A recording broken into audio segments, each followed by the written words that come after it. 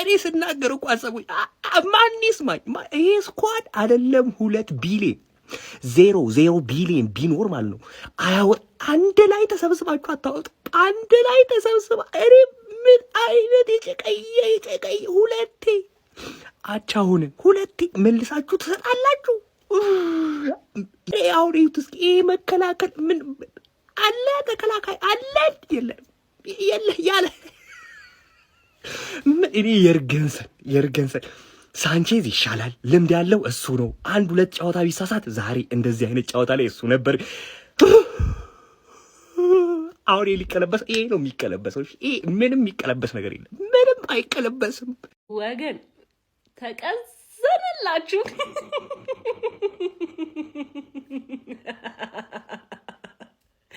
ተቀዘነ ፌስጂ ልሁን ተወጣ። እንዲህ በቀል ኧረ ተጫወቱባቸው። ተቀዘነላችሁ። አሁን ካምቤቢ ሊቸበቸው ነው።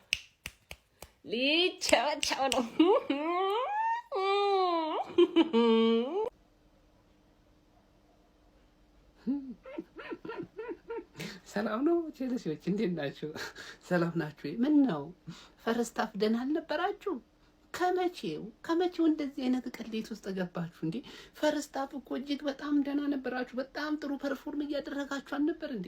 ምን አገኛችሁ ነው አሁን ሰከንድ ሃፉ ላይ? ማንዬ አንተ ጀማው ካቫሬሽ ኬሪያ የሚሉት ተጫዋች ያገባው ጎል ማን አራተኛውን ጎል አይታችሁታል እንዴ? ጥግ ላይ ተኮሰው መረብም ለመወጠር የሆነ ነገር ይወረወረ ነው የሚመስለው። እናንተ በቃ ነቀነቀው ነው የምላችሁ። እንዴት አባቱ ነው የሚያምረው ማን! እንዴት ነው ይህንን የጨዋታ ቴምፖ መቆጣጠር ያቃተው? ቸልሲ እኮ ነው ይህንን ጨዋታ በአንድ የጎል ልዩነት ተሸንፎም ወደ ሜዳው ይዞት ሄዶ ማለት ነው ጥሩ ውጤት አስመዝግቦ ወደ ቀጣዩ ዙር ማለፍ ቻንስ ይኖረዋል ብዬ እያሰብኩ ነበር። በተለይ ደግሞ ፈርስት ሃፍ ላይ ያደረገው እንቅስቃሴና ሰከንድ ሃፍ ላይ ወደ አቻነት ምናምን ሲመጣ ይሄ ቡድንማ ወደ ሜዳው ወስዶ የሆነ ነገር ማሳካት እንደፈለገ ያስታውቃል ቡድኑ። እና ከ70 ደቂቃ በኋላ ምንድን ነው የነካችሁ? የሆነ እብደት ውስጥ እኮ ነው የገባው እንዴ ጀማው። ለማንኛውም ቼላው እንግዲህ 5-2 በሆነ ውጤት አንቀባረውታል። ሰላም ደሩ ውጭ መንገድ ላይ ያላችሁ ፈጣሪ ይርዳችሁ። እኔ ተወፈተ ቆንጆ አድርገው ነው የተበቀሉን። የዚህን ጨዋታ ሙሉ ኃላፊነቱን አሰልጣኙ ወስዷል። ያደደብ በረኛ ምን ሊያረግ እንደተመረጠን ያላቀ ዋጋ አስከፈለን። ይሄ ህፃን ደነዝ በረኛ ኢንዞ ፈርናንዴዝ ቀድሞ መጀመሪያውኑ ጮ የነገረው ኳስ አውጣ ብሎ ከረፍት በፊት ነግሮታል። ደደብ በረኛ ንጹህ ዋጋ አስከፈለን። ንጹህ ዋጋ ገና ላይናፕ ሲወጣ ተናግሬያለሁ። ይሄ ደነዝ በረኛ ዋጋ ያስከፈለናል። ለ5 ጎል ሳንቼዝ ምን አለን? ሳንቼዝ ቢኖር ኖሮ ይሄን ያህል ይገባብናል። ይሄ ደነዝ በረኛ ቻሎ ባይት ነበር ሲጫወት የነበረው። ምን አባቱ ሲሰራ ነው? የት ጋር ነው? ኳስ እንዳለ ኳስ ሲያገኝ ወደ ኋላ፣ ፎፋና ኳስ ሲያገኝ ወደ ኋላ፣ ኩኩሬላ ኮንፊደንስ፣ ኔቶ ኮንፊደንስ የሚባል ነገር ምንድነው ሲሰሩ የነበረው? አሰልጣኙ ሙሉ ኃላፊነቱን ይወስዷል። የዚህን ጨዋታ ያደነዝ በረኛ ገና ሲወጥ ተበቀሉን። ቆንጆ አድርገው ነው የተበቀሉን። ወይኔ ቼላ ታግለሽ ጉንፋኑ ነው ቼላው አይደለም እንደዚህ ያደረገኝ። ግን ታሳዝኛለሽ ቼላው። ታገልሽ ግን 5-2 ለካምባክ ከባድ ነው። በጣም ከባድ ነው በጣም ሲቲ። ቆይ ስለ ሲቲ ሌላ ቪዲዮ። እሺ አንግማን 5-2 ግርፍን የተደረገው አለቃሽ የሆነውን ፒኤስጂ ክለብ ወርልድ ካፕ ምናምን ማንዬ ቦታፎጎና ፉልሚኒዜን አሸንፈሽ ነበር እኮ የደረሽው። የዛኔ ማሪስካ ነበር። ይሄ አድክም የሆነ ምላሳ ማናጀር የስማን ነው ስትራስቦርግን አይመጥንም እንኳን አይደለም ቸልሲ። ምን ሆነ ነው 5-2 ፒኤስጂ እንደዛ ያሸንፎኛል? ፒኤስጂ እንደዛ ያሸንፎኛል ወይ? አድክም ነሽ። እርግጠኛ ነኝ ደግሞ ሁልሽም ስለ አርሰናል ቪዲዮ ሰርተሽ አቻ ስለወጣው አርሰናል ቪዲዮ ሰርተሽ ነበር። አዳሜ ከእንግሊዝ ቡድኖች ብቸኛ ያልተሸነፈው ቡድን አርሰናል ነው እና ኒውካስል ግን በሜዳው ነው ባርሳ ካምፕኑ ላይ ይለጥፋል ብለን እንገምታለን። አርሰናል ብቻ ነው ከባየር ሊቨርኩሰን ጋር አቻ ወጣው ከእንግሊዝ ክለቦች ግን ሁሉም የእንግሊዝ ክለብ ደጋፊ መታየኔ ላይ ቪዲዮ ሰራለ ነው ማይም ስለሆንክ ምን ሆነ ነው? እኛ እኮ ከጌም በፊት ተናግሬያለሁ። እኔ እኮ ቡድኔን አውቀዋለሁ። ከጌም በፊት ተናግሬያለሁ። ለማሸነፍ አይደለም የምንመጣው። ገባሻል? ስትራቴጂክ ነው። እኛ 4 ዋንጫ ብዙ ጨዋታ አለብን አባት።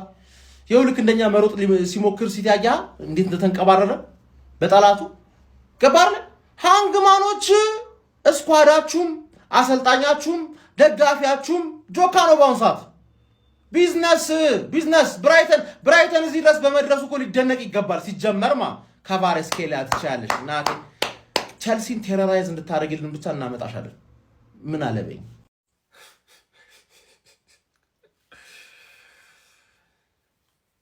ደደብነህ ጆርገንሰን የናትህ ነው አረ አፈር ብሉ ተቃጠሉ ሲያን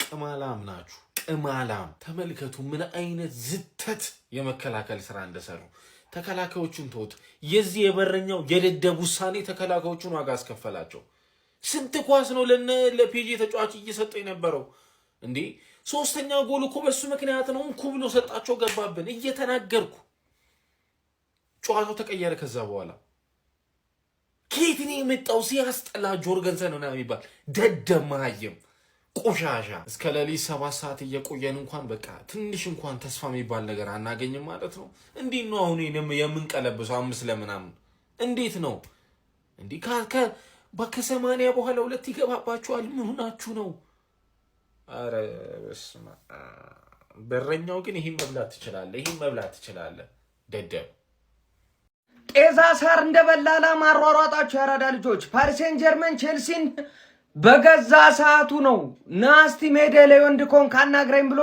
ሲመጡ አራገፋቸው ሌላ ነገር የለውም አሁን ሊያምኑ ነው በእናት ሳንቼዝ እንደዛ ፎክሮሱን ብታስገባው ሙደኛ ፓፔት የሆነ በረኛ አስገብተ ሙርት ይዛል አይደል ያራዳ ልጆች ቼልሲ አሁን ነገሮች የከበዱት ይመስላል እንግዲህ ብሪጅ ላይ የ3 ጎል ልዩነት አለ ያንን እንዴት ማድረግ እንደሚችል አናውቅም እግር ኳስ ነው ነገር ግን አክብደውታል ፓሪስ ሴን ጀርመኖች አሳስቀው ወጓቸው ፈርስት ሃፍ እኮ ታግለው ነበረ ነገር ግን ሰከንድ ሃፍ በዋዛ ፈዛዛ አንፋታም ብለው ክራቫስኬሊያን ቀይሮ ካስገቡ በኋላ ሆረር አልሆነም አምናኮ ታምሬ ሰራውተን ነኝ ብሎ ተቀያየረባቸው ያራዳ ልጆች በሚያስገርም ሁኔታ 5-2 በሆነ ውጤት እንግዲህ ፓሪስ ሴን ጀርመን በሜዳቸው ቆንጆ ነጥብ አስጠብቀው ወደ ብሪጁ ያቀናሉ ማለት ነው ምን ይሆናል እስቲ ሐሳብ አስተያየታችሁን ኮሜንት ላይ አስቀምጡ አዳዲስ ሰዎች ፎሎ ማድረግ እንዳትረሱ ወይም ቪዲዮ በደንብ ኮፒ ሊንክ ግዴታ ነው ይመቻችሁ የምሽቱ ምርጥ ፉክክር የታየበት ጨዋታስ ይሄ ነው ጋይስ ፓሪስ ሴን ጀርመን ፓርክ ደ ፕሪንስ ላይ ቼልሲን አስተናግዶ 5-2 በሆነ ውጤት በአውሮፓ ቻምፒየንስ ሊግ 16 ዙር ጨዋታ ማሸነፍ ችሏል እጅግ በጣም የሚገርም ጨዋታ ነበር የተመለከተነው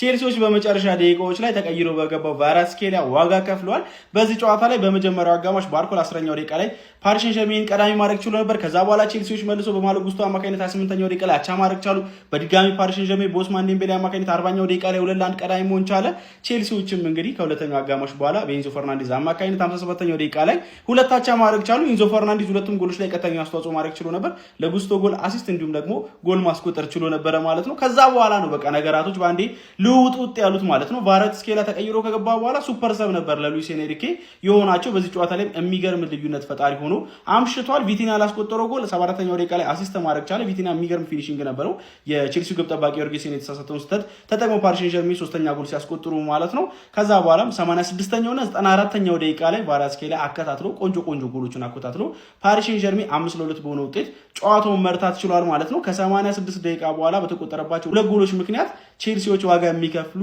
ይሆናል እንግዲህ የቪቲና ጎል ብቻ ቢሆን ኖሮ አንድ ጎል ልዩነት ብቻ ስለሚሆን የመልሱ ጨዋታ ላይ ለመመለስ በጣም ብዙ ያን ያህል አስፈሪ ላይሆን ይችል ነበር አሁን ግን ስታንፎርድ ብሪጅ ላይ ቼልሲ ፓሪስ ሴን ጀርመን ላይ ከ3 የጎል ልዩነት በላይ ማስቆጠር ይጠበቅበታል ማለት ነው ለማንኛውም እናንተ ስለዚህ ጨዋታ ምን ትላላችሁ ሐሳባችሁን አጋሩኝ የፕላስ ምልክቱ መጫ እንዳትረሱ ቼልሲ በፒኤስጂ 5-2 በሆነ ውጤት ተሸንፏል እውነት ለመናገር ደህና አድርገው ተበቅለውናል ነገር ግን ማለት ነው ይህን ጨዋታ ያጣነው በራሳችን ስህተት ነው አለቀ በቃ በራሳችን ስህተት እንዲሁም ደግሞ በአሰልጣኙ ውሳኔ ጆርጌንሰን በማይሆን ሰዓት እዛ ጋር 2-1 እያለን የሰራው ስህተት ኧረ በስማን ከዛ ደግሞ ጀምስ ቀጠለው ከዛ በቃ ይሄ ልጅ ነው ታሪክ የሰራው ተቀይሮ ገብቶ ምንድን ይሰራው እንዴ ያገባል ይለናል እንደገና ደግሞ የአሰልጣኙ ውሳኔ አሁን በዛ ሰዓት ላይ መመራት ስንጀምር ዴላፕ ምን አባቱ ይሰራል እኔ ዴላፕ ከሚጮት በጎዶሎ ብንጮት ይሻለናል እግዚአብሔርን በቃ ምንም እኮ ተስፋ የሌለው ተጫዋች ነው አይሮጥ አይንቀሳቀስ አይሞክር እንደገና ያገኘውን እድል በአግባቡ አይጠቀም